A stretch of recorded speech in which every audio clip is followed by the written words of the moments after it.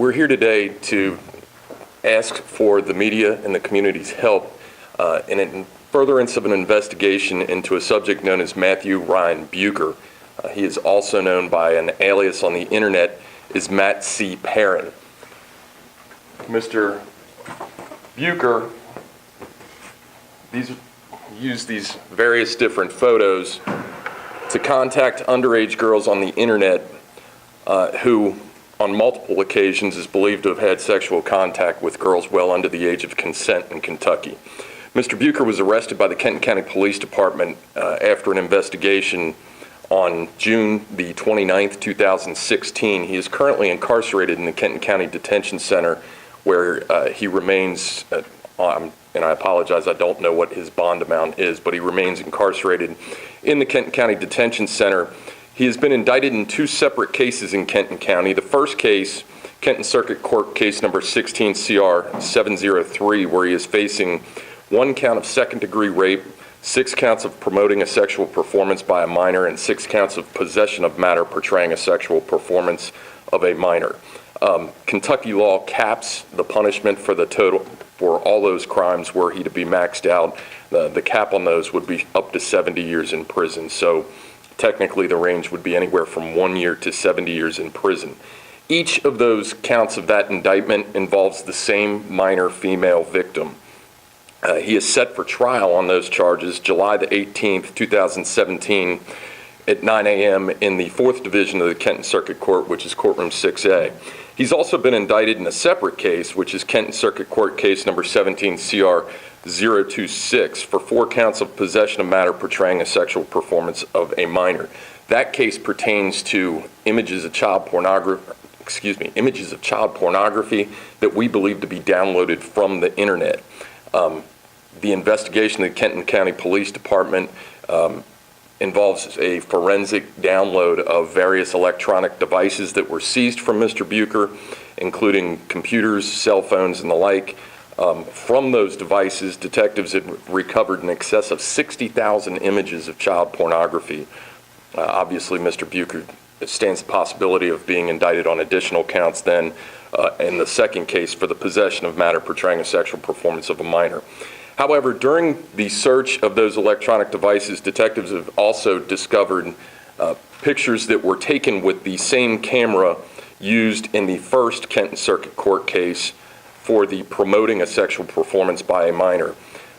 Those pictures also portray girls that are obviously well under the age of consent in Kentucky. Our problem is now that we have been unable thus far to identify all of the victims. We are asking for the public's assistance if they recognize Mr. Bucher, if they know a female, especially. We don't have no information at this time that he's got any male victims, so at this time we're referring to all the victims as female.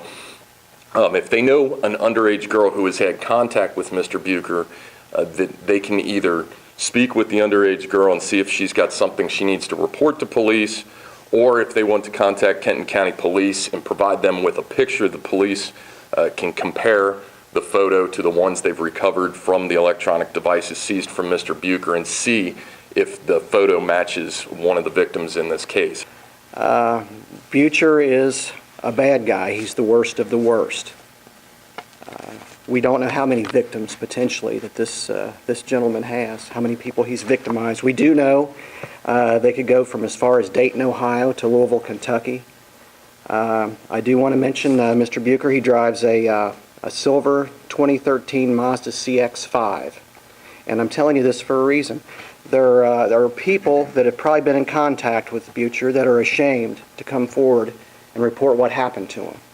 This is what we've seen in the investigation that Mr. Sanders just referred to. He commits these heinous acts on these children. Our victim's 12 years old. Children. He's an adult. And then he shames these children so that they won't tell on him. This is the worst of the worst. And I don't know how many victims, again, that this Bucher has taken advantage of.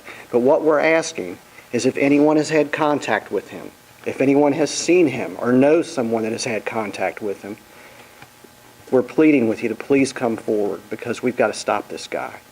And we've got to hold him responsible for what he's done to these children. And I emphasize, these are children he's preying on. Much of the evidence that we have so far indicates that crimes occurred at Mr. Bucher's apartment that he shared with his mother on Grace Court in Fort Mitchell. That is not the only location. However, Chief Jones already mentioned Mr. Bucher's car. We believe that some offenses took place in the car as well, and likewise we know he was transporting victims in his car, so they could have taken place anywhere, but right now we have his car and we have his Fort Mitchell home. What he does is he gets on online chats, gets on the computer, and he grooms these children online, develops confidence with them, makes them feel good about themselves, and then he sets up a meeting with them. After probably weeks or months of this, he'll set up a meeting with them. This is where the crime occurs, the real crime occurs. This is where he assaults them. And it doesn't end again with that. It doesn't end with that. He shames them after this. So it continues for the rest of their life until we stop it. But again, his motive is to build confidence through online chats and then eventually meet up with these young folks and sexually assault them. Anyone that has had contact with him, or their kids have had contact with him, or they may have heard or know of children that have had contact with him, that's who we're wanting to reach out to us.